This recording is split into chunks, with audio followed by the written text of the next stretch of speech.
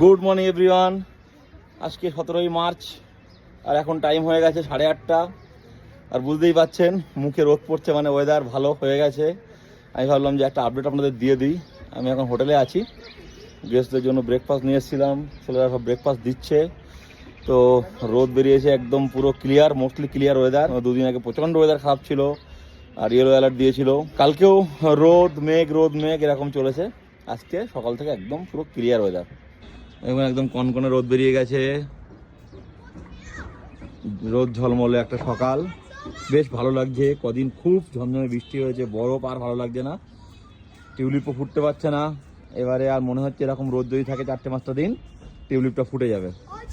অনেকে যারা এই সময় কাশ্মীরে ঘুরতে আসছেন তারা খুব চিন্তায় ছিলেন, তো আমিও খুব চিন্তায় ছিলাম, কারণ প্রত্যেক দিন 7-8টা করে গ্রুপ আছে, আর এই বৃষ্টির মধ্যে তারাও ঘুরতে পারছিল না। মানে মানুষ ঘোরার জন্য আসে, আর এরকম ওয়েদারে যদি মানুষ ঘুরতে না পারে আমাদেরও খারাপ লাগে।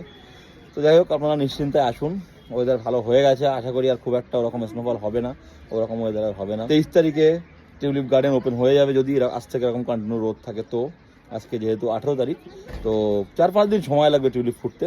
23 তারিখে টিউলিপ গার্ডেন ওপেন হয়ে যাওয়ার কথা, যদি না হয় 25 তারিখে কনফার্ম হবে। এটাই বলার জন্য এই ভিডিওটা বানানো, এই আপডেটটা দেওয়ার জন্য যে ওয়েদার কিন্তু একদম ক্লিয়ার হয়ে গেছে।